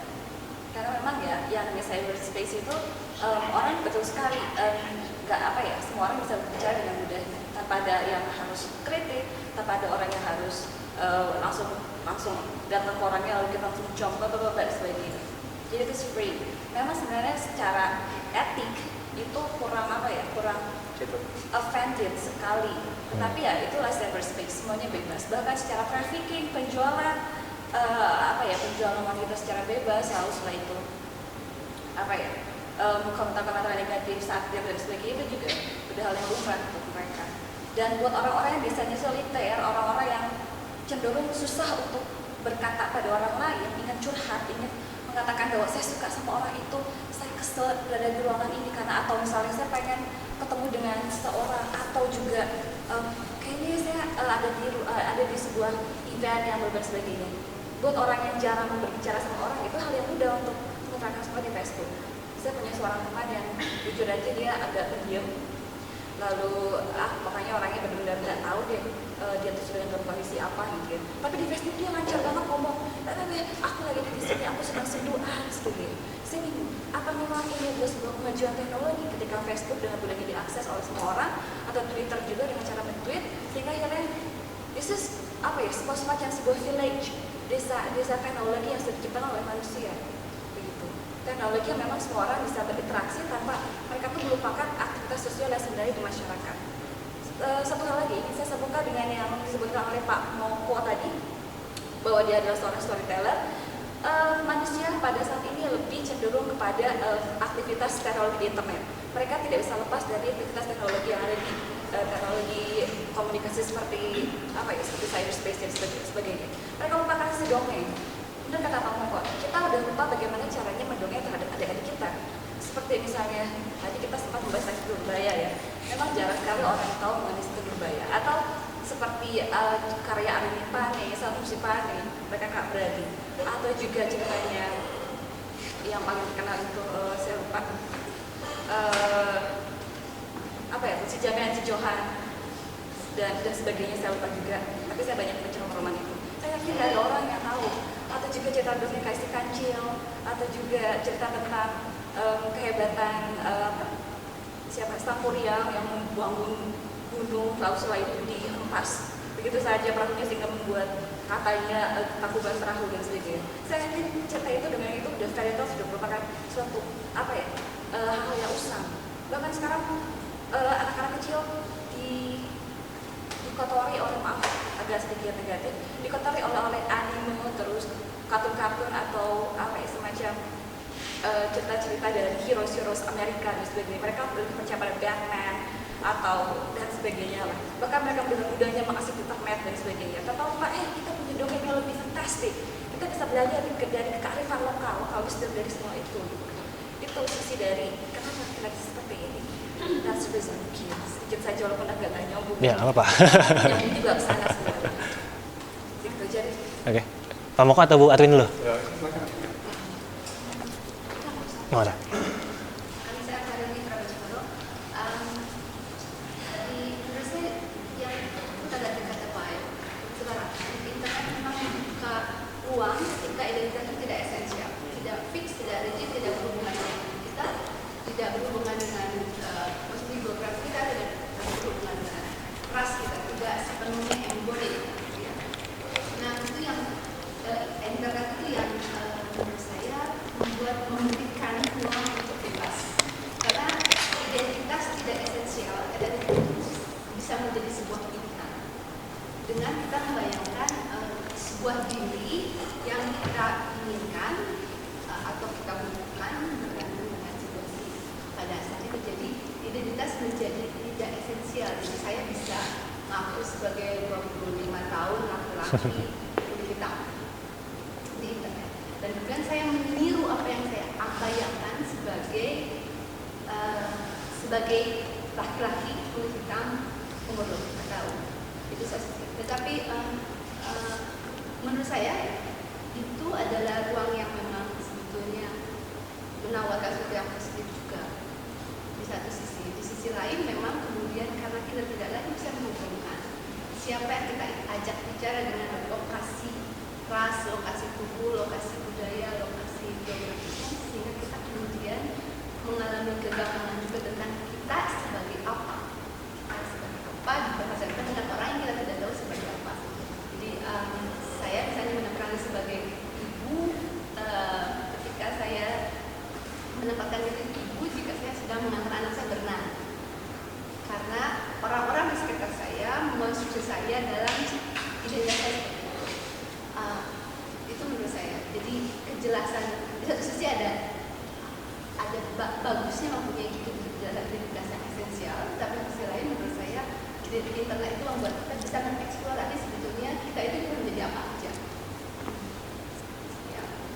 Tentang penciptaan luar negeri, saya agak nggak setuju dengan mengatakan bahwa misalnya anime atau superhero dari Amerika ini sebagai buruk, karena kalau bilang local wisdom, beberapa penelitian atau saya pernah ngajak cerita teacher, mahasiswa saya baca dongeng Indonesia, beberapa dongeng itu sama sekali tidak mengajarkan yang baik dan bukan local wisdom. Cerita tentang selir, tentang perempuan yang dipungut dari kolam oleh raja, ya, atau incest kalau misalnya ngomong seperti ya, atau poligami atau apa yang menurut saya tidak menolak local wisdom. Jadi bahasanya selalu harus ada sikap kritis terhadap satu barat itu tidak semuanya buruk. Ini standpoint saya. Barat itu semuanya buruk dan Indonesia Timur itu tidak semuanya baik. Setelah itu di mana berhentinya barat, di mana berhentinya timur? Enggak, menurut saya berpikir dikotomis seperti itu tidak membantu kita untuk melihat saya ini kalau ingin meniru suatu citra yang kita bayangkan itu seperti apa. Mungkin harusnya kita berkacanya bukan cuma dengan apa yang kita bayangkan. Nggak ada local wisdom dipegang itu nggak bisa. Kita bayangkan sebagai local wisdom. Pada saat yang sama kita melihat tercermin dari budaya yang lain dan melihat dari bayangan yang saya lihat itu mana yang bisa kita bayangkan sebagai bagian dari diri kita dan membantu kita untuk menjadi diri yang kita bayangkan lebih baik. Jadi buat saya ini pembicaraan yang menarik karena kemudian semua soal citra. Jadi kita bergerak antara kalau dalam konteks cyber culture kita bergerak antara yang esensial dan floating gitu, dan pada saat yang sama kita juga bisa mempertanyakan diri kita ini siapa. Juga persoalan karena seringnya manusia sekarang hampir seperti cyborg ya. Kalau kita duduk ini laptop, ini HP, kita tuh jadi setengah mesin, kita berkomunikasi lewat mesin-mesin itu. Itu juga mendorong kita untuk berrelasi dengan cara seperti kita menjalankan online tubuh kita menjalankan tubuh offline. Tubuh online, tubuh offline itu menjadi seringkali tertukar ketika kita ngobrol sama orang yang sangat membosankan. Kita lupa kita lagi ngomong real. Face to face kita bawa dan pengen hujat. Escape, sign out. Lock off ya. Karena ketika kita ngomong misalnya offline, ngobrol, dan sesuatu menyakitkan kita, harusnya tidak menyakitkan kita karena itu kan dalam keadaan tubuh online, bukan tubuh offline. Tapi itu juga lempar ke kita. Jadi orang yang bilang sesuatu komen di Facebook yang sebetulnya saya masukkan bukan identitas saya yang sebetulnya, itu tetap bisa menyakiti saya karena tubuh online saya masih nyambung sama tubuh offline saya. Karena kemudian saya juga cyber. Ada di situ, ada di sini, ada di mesin, dan ada yang itu saja. Oke, menarik ada. Oh, silakan. Tuang namanya Mbak. Oh, sah. Saya Ines, ini lukis dari 2008. Sebenarnya saya minta maaf, saya mungkin kurang paham ya tentang bisnis. Nggak apa-apa kok. Tapi saya sebenarnya mau nanya, kalau misalnya kata karyanya Barbara Kruger yang your gaze is the side of my face itu, sebenarnya saya sendiri masih bingung. Gaze itu tuh kalau apa ya? Gaze itu sebenarnya lebih ke glance atau observe atau see atau look atau watch itu saya masih kurang mengerti tuh ya. Maksudnya Satunya.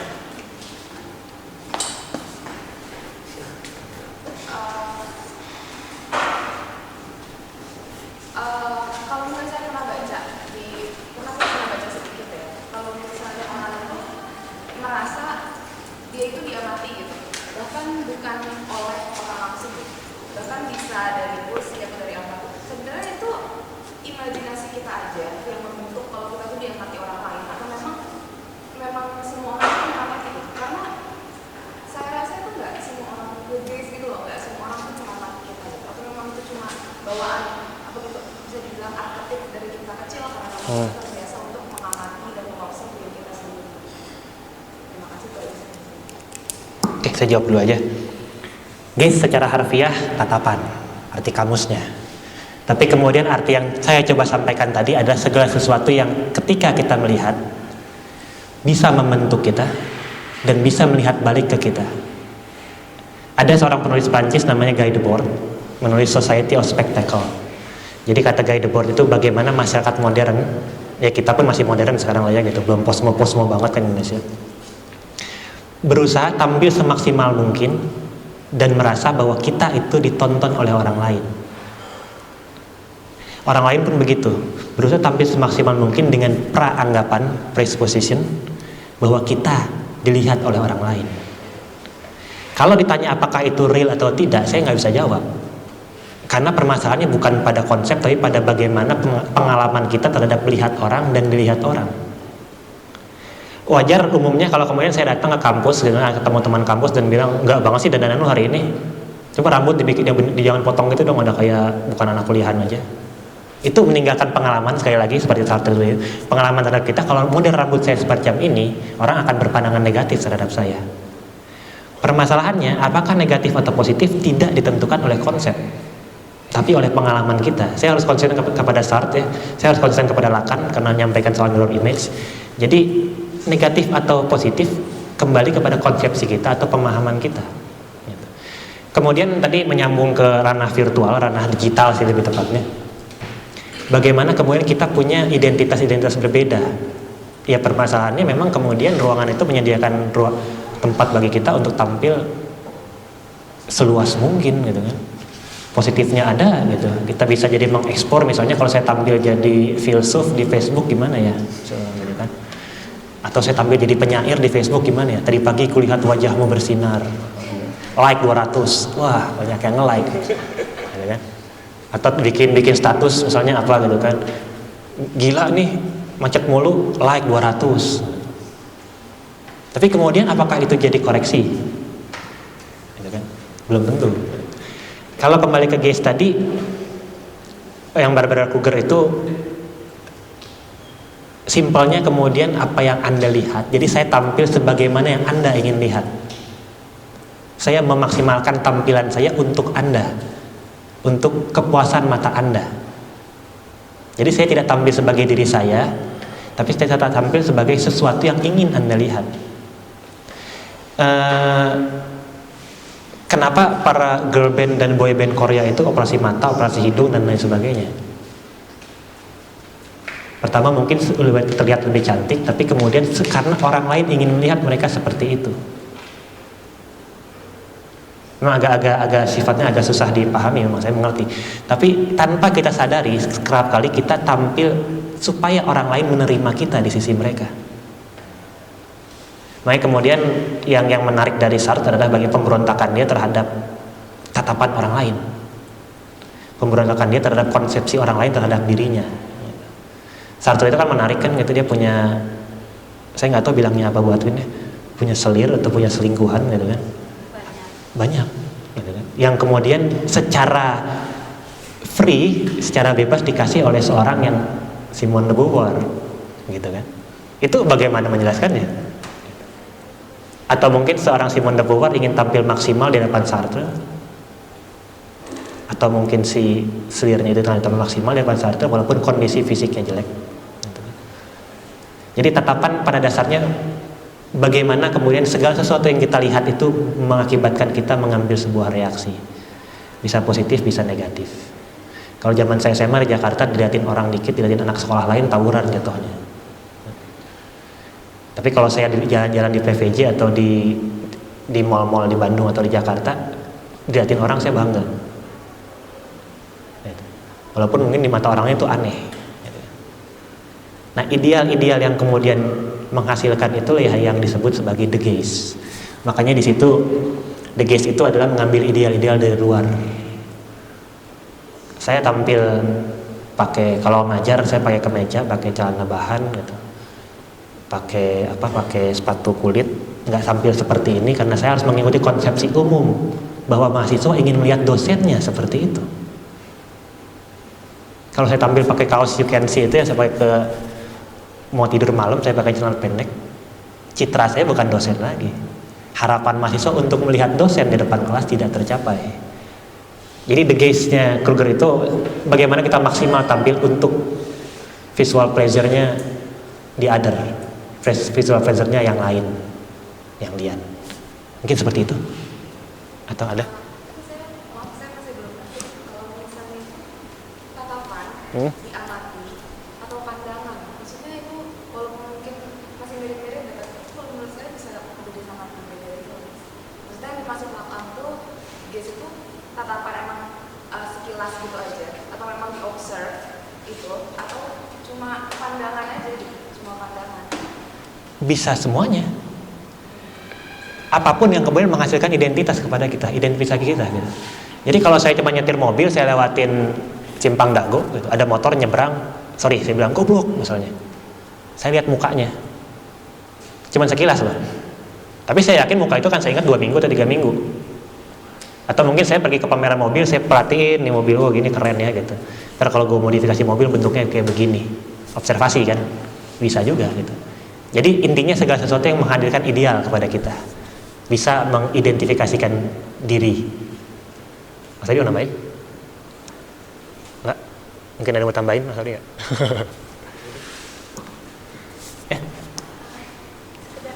Tambahkan lagi mengenai pandangan yang membentuk kita menjadi kita gitu, kita di alam siapa gitu. Ada yang pendapat Foucault mengambil tentang itu bahwa kita mempunyai kesadaran sama seperti orang di penjara. Itu kan bentang itu bikin penjara, penjara di tengah ada tower, terus sel penjaranya mengelingkar. Jadi si inmate, si orang yang di penjara itu mempunyai kesadaran bahwa dia sedang dilihat terus menerus. Padahal mungkin si sipirnya sedang makan apa gitu nggak melihat, tetapi tower yang pasang di tengah itu menimbulkan kesadaran sedang dilihat. Dan dengan demikian si inmate, si orang di penjara itu mengembangkan atau menampilkan dirinya sebagaimana dia tahu dia ingin dilihat, atau sebagaimana si sipir ingin melihat si orang yang di penjaranya itu. Nah, kesadaran itu kemudian menjadi embodik. Jadi walaupun si sipir tidak melihat, si image-nya akan menghasilkan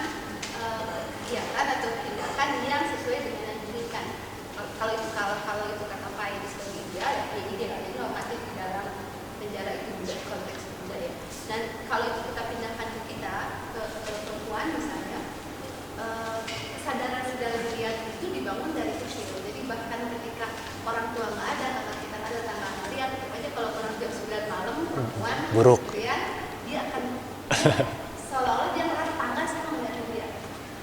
Padahal enggak, tetapi karena yang dibangun adalah kesadaran bahwa dia adalah objek gaze, objek pandangan, dan dia mempunyai kesadaran dia sedang diperhatikan. Jadi dengan demikian itu apa ya, perspektif lain dari gaze itu kayak apa ya, bisa cuma ngeliat gitu aja. Misalnya saya lewat kayak sana pendek sekarang itu aja, cuma segitu aja sudah menunjukkan misalnya ketidaksetujuan mereka tentang bagaimana cara saya berpakaian. Tapi bisa gaze juga bisa berarti sesuatu yang lebih namanya yang kultural. Kita bicara soal misalnya terus menerus kita di sejak tahun ini jangan terus seperti ini gitu ya, itu menunjukkan kesadaran. Jadi sebetulnya banyak juga ya teori-teori Ya. bisa menunjukkan semuanya mengarahkan kita kepada satu perilaku.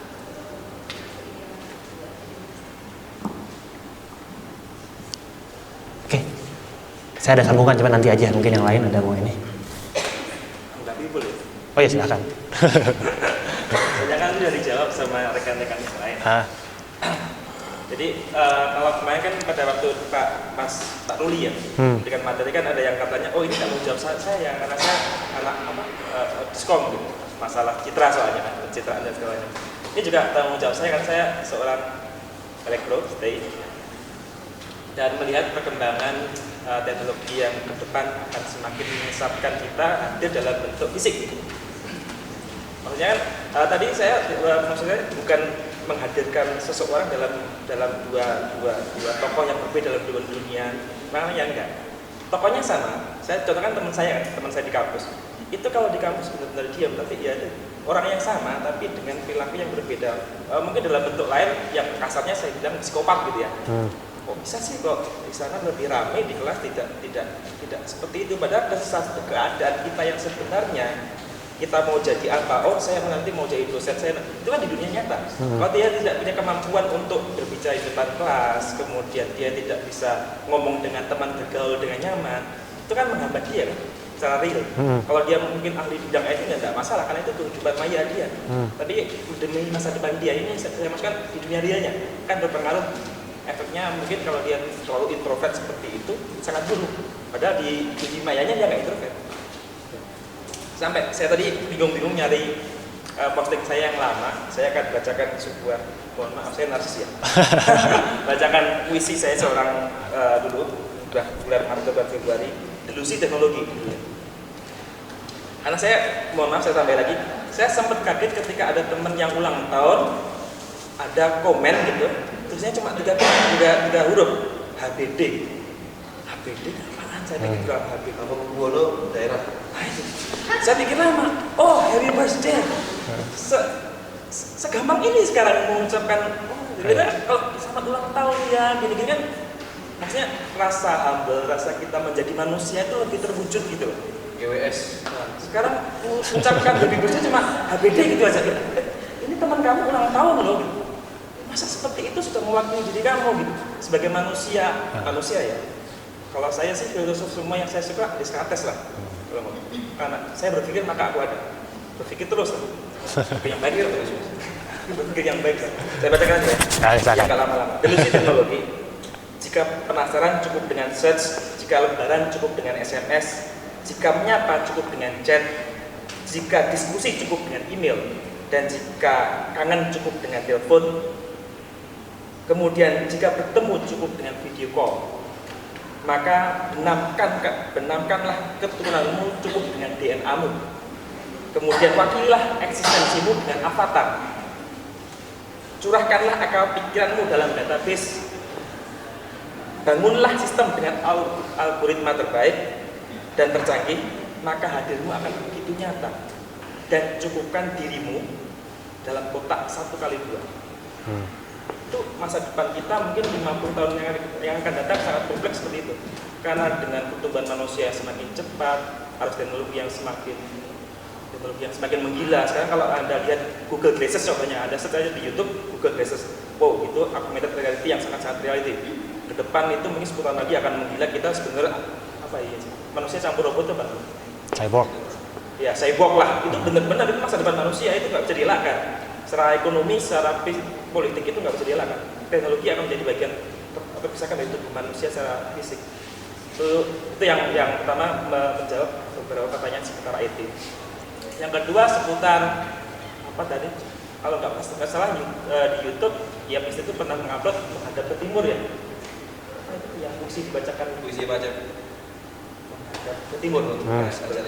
Saya lihat sebentar ya. Bagus. Kemudian mungkin Anda berpikir kenapa kok saya hitam-hitam gitu. Kembali pada mirror image ya. Kita tanyakan kenapa kok hitam-hitam. Ini masalah ketimuran lagi. Kalau Anda mungkin tadi Mas Pai pernah menyinggung masalah eksploitasi media, kalau nggak salah ya, eksploitasi media saya sempat diungkap. Bagaimana sih orang yang maco zaman dulu dengan orang maconya sekarang gitu ya, tadi sempat diungkap. Itu pergeseran paradigma lebih tepatnya, pergeseran kampanye. Sekarang yang masalah menghadap ke timur tadi contohnya, secara tidak langsung kalau Anda mungkin penggemar TVI, MNC TV lah, atau penggemar Indosiar gitu. Kalau jam-jam 8 malam, jam 7 malam, bagaimana media itu mendiskreditkan orang-orang timur. Kalau Anda disuguhkan dengan tokoh yang pakai udeng-udeng, dengan selalu dia itu kono, apa ya? Saya apa? Tokoh jahat itu. Tokoh jahat itu apa istilahnya? Tokoh jahat itu istilahnya adalah antagonis. Antagonis. Selalu antagonis. Kalau dia pakai baju adat, kemudian selalu bawa menyan itu. Ini apakah nenek moyang saya selalu antagonis seperti ini? Destruksi yang seperti ini buat saya kacau gitu kadang-kadang. Selalu itu, mulai dari film zaman dulu lah, kalah dengan tasbih, kemudian selalu masa nenek moyang saya selalu kayak gitu, mengacaukan pikiran saya. Ya mungkin memang lah, Arif kita menghargai budaya timur itu wajib karena itu tidak terpisahkan dari bagian kita. Anda lahir dari orang tua kalian nenek moyang, tapi memang kita wajib memfilter dalam tanda kutip. Yang tidak baik harus dikubur dalam-dalam karena kita 300 tahun lebih dijajah oleh Belanda, kaum buruh lah kita.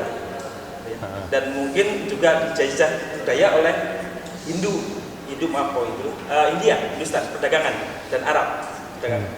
Sehingga memang topiknya kalau kita ngomong masalah mirror image, mirror yang mana gitu, kalau orang jadi orang timur itu mirror yang mana ya? Apakah kembali ke zaman Sriwijaya? Oh Sriwijaya itu sudah kesana. Kembali ke Mataram, oh Mataram juga kesana lagi. Mirror yang mana gitu? Memang kacau, jadi selektif wajib, tapi untuk menghilangkan jangan.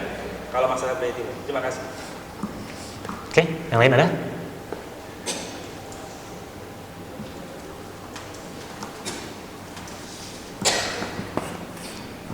Saya nggak mau berdiri. Kebetulan ada yang ditanyakan itu, tapi yang menarik mengenai internet.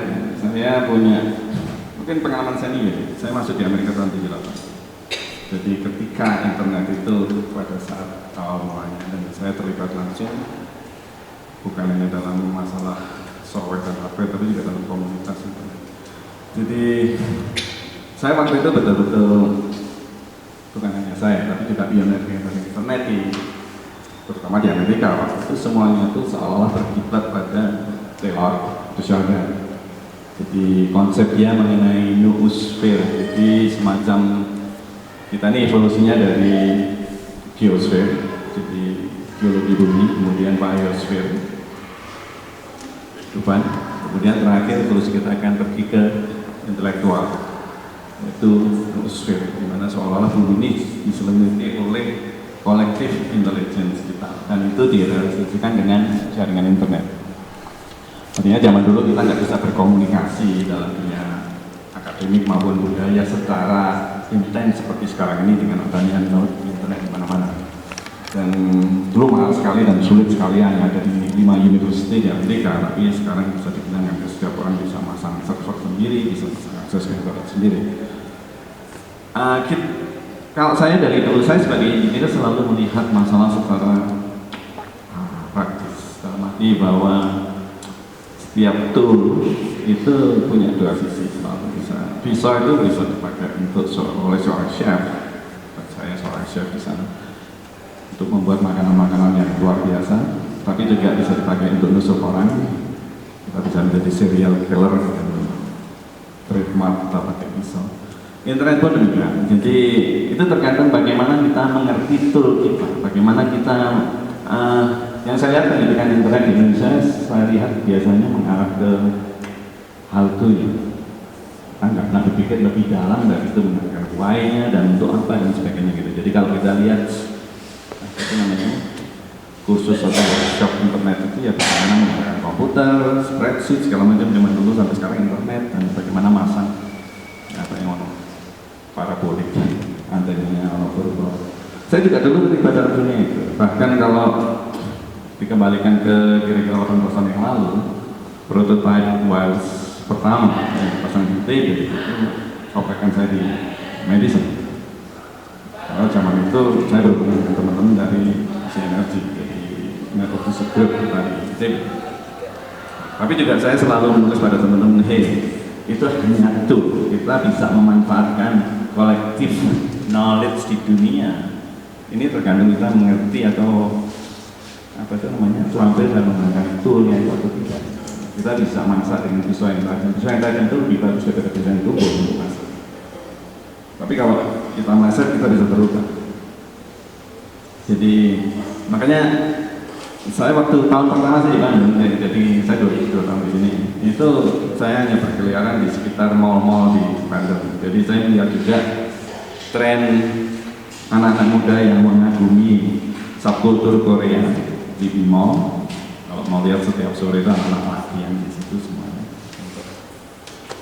Kemudian di Braga City Walk saya juga melihat satu tipikal keluarga, mungkin bukan hanya di kota besar. Jadi ada bapak ibu dan 2 anak datang ke mall itu, kemudian duduk di food courtnya, dan yang pertama dilakukan adalah pesan makanan. Enggak, mereka duduk di situ hampir pada waktu yang bersamaan semuanya itu merokokkan kongnya. Kemudian tidak ada komunikasi sama sekali antara anggota keluarga. Kira-kira 15 menit kemudian ada si satu anak bilang, "Ma, lapar Ma, ya kamu pesan makanan sendiri." Ibunya balik lagi. Dan ini salah satu laporan antropologi yang saya kirim ke Amerika. Dan kita benar-benar telah addicted pada BlackBerry.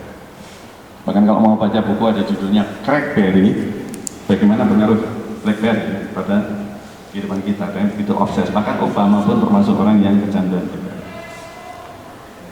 Dalam level yang lebih tinggi lagi, artinya itu teknologi itu bagus, sama itu untuk membuat komunikasi cepat. Kalau saya stranded di jalan, saya bisa cepat nelpon adik saya sebagai dijemput, atau saya masih suka tersesat di Bandung pun saya tidak begitu.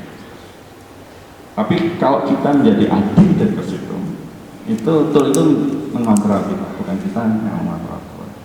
Jadi kecenderungan kita memakai BlackBerry atau chipset di network pakai komputer, kita hanya berpikir atau menulis hal-hal yang pendek-pendek dalam kalimat pendek-pendek.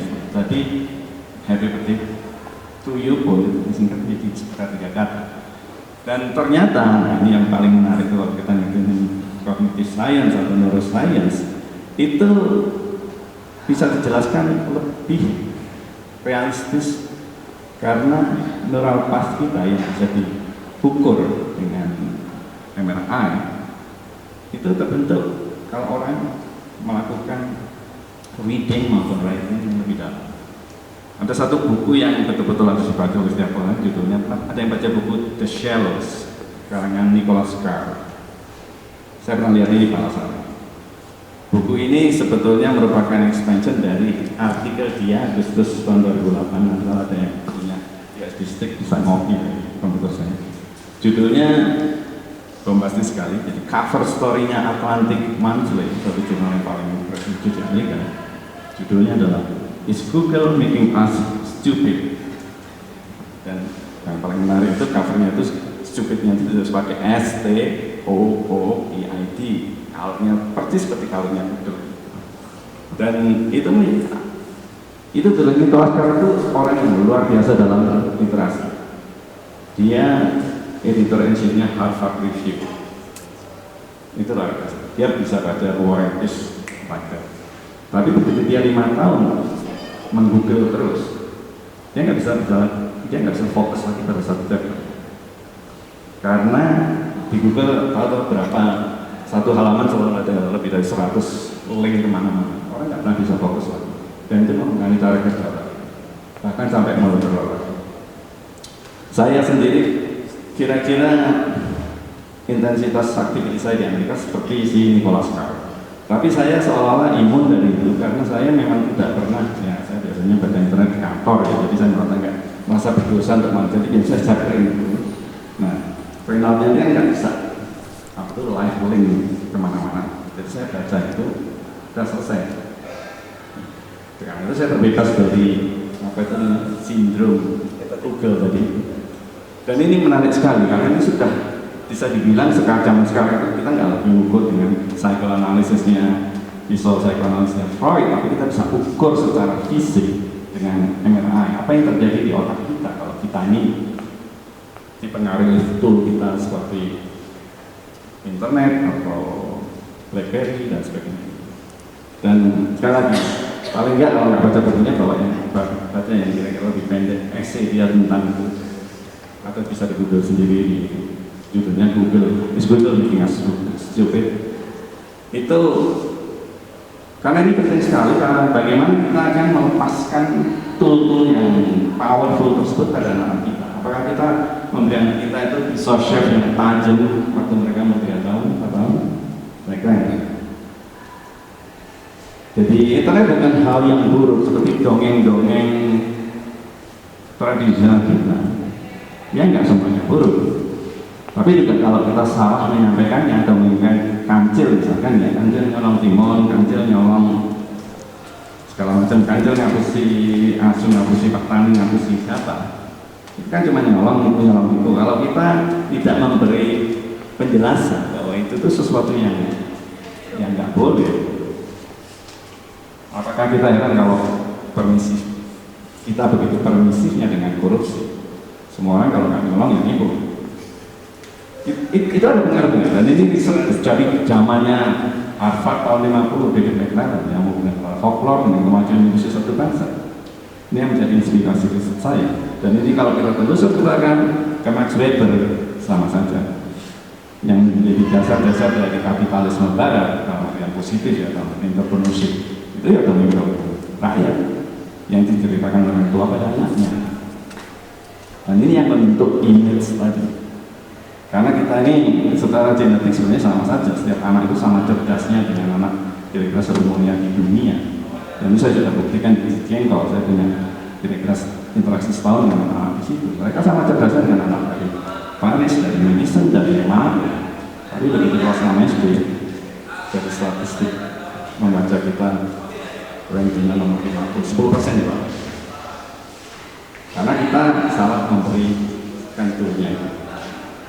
Ini berlaku dalam apa saja, dalam bahasa, dalam matematik, dalam sains, jadi tanpa kita mulai mikir sebagai, ya kita nggak usah semuanya menjadi saintis, ataupun enggak kita memikir pakai logik, apa yang jalan, apa yang enggak, kita nggak hanya sekedar ikut arus masa. Semua orang beli BlackBerry, kampusnya dikasih BlackBerry dan seterusnya supaya lebih bergengsi dan sebagainya. Atau kalau yang namanya sekolah bergengsi, SBI atau sekolah internasional, itu nonsens sekali.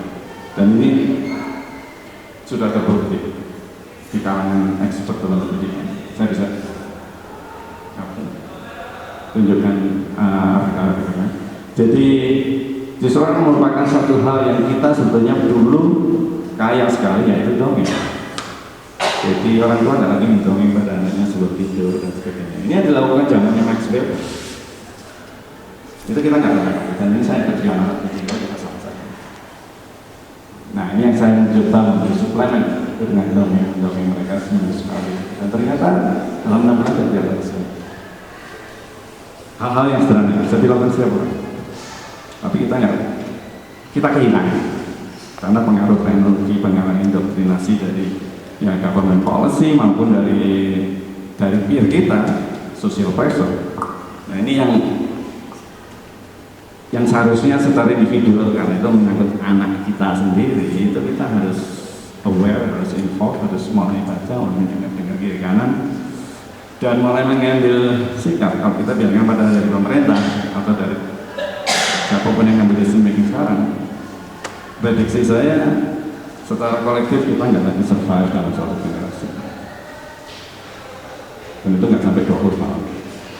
Ini yang membuat saya tertarik, karena saya lihat masih bisa diselamatkan, bukan yang tua-tua tapi yang kecil-kecil itu, dengan catatannya sederhana.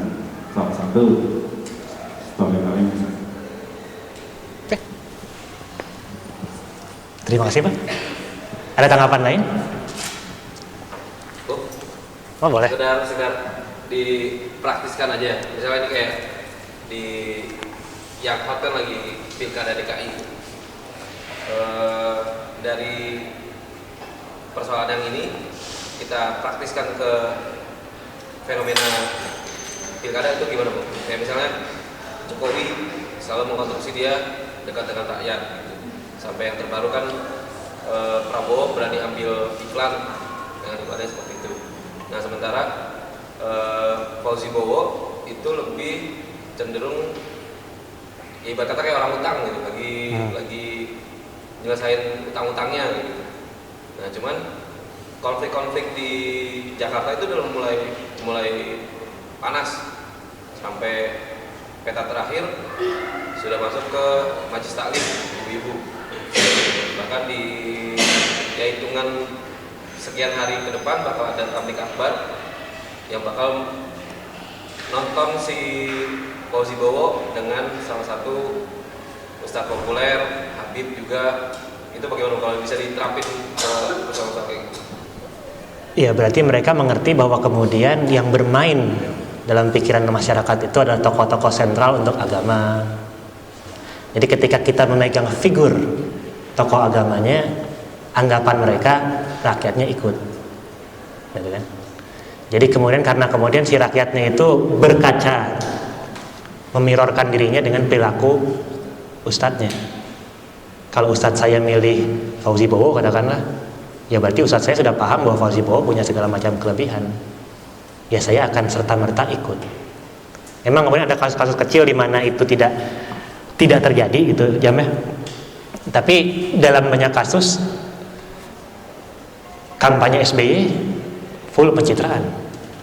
Kampanye SBY kemudian dengan gampang mencomot sebuah jingle iklan yang kita tahu bersama kan.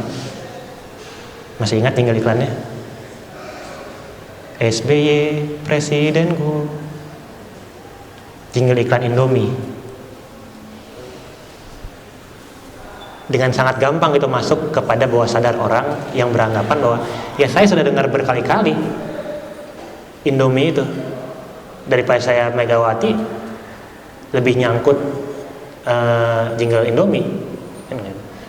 Jadi kemudian ketika bagaimana permasalahannya pilkada DKI tadi adalah bukan, kalau menurut saya agak aneh ngomong sama dia saya soalnya biasanya gua. Kalau menurut saya bukan permasalahan rakyat yang akan memilih, tapi bagaimana para calon gubernur ini memegang poros-poros yang mewakili rakyat, yang jadi citra bagi rakyat. Ya, ulama, entah itu ketua RT, figur-figur tertentu. Jadi kalau ada orang bilang untuk DKI Jakarta yang sedemikian kompleks gitu, yang premannya banyak, yang kejahatannya banyak gitu, yang gangsternya banyak gitu. Yang menarik itu kan yang waktu kejadian geng motor itu ya, yang geng motor nyerang marinir itu, nyerang siapa-siapa itu kan. Salah satu calon wakil gubernur di Jakarta Indonesian Lawyers Club itu cerita, oh saya tadi malam ngumpulin ketua-ketua geng motor, ada 4 ketua geng motor di Kemayoran saya kumpulin katanya. Bagus sih tindakannya gitu. Tapi apa iya sih? Saya yakin bahwa kemudian tindakan itu dilakukan bukan untuk mengentaskan geng motor, bukan mengentaskan, menghilangkan geng motor, tapi untuk mengambil suara geng motor itu, ya milih gua ntar. Jadi kemudian kalau bicara politik, ya saya pribadi beranggapan politik itu tidak ada halal, tidak ada haram, semuanya boleh kalau dalam politik. Dan politik itu, demokrasi itu kan hal mengerikan ya gitu ya. Kalau kata Reinhard Niebuhr itu, teolog Protestan itu, tugas di demokrasi adalah membangun keadilan di dunia yang semena-mena gitu. Ya itu, jadi kemudian mereka itu mengerti bahwa ya saya pegang figurnya aja, pegang kira-kira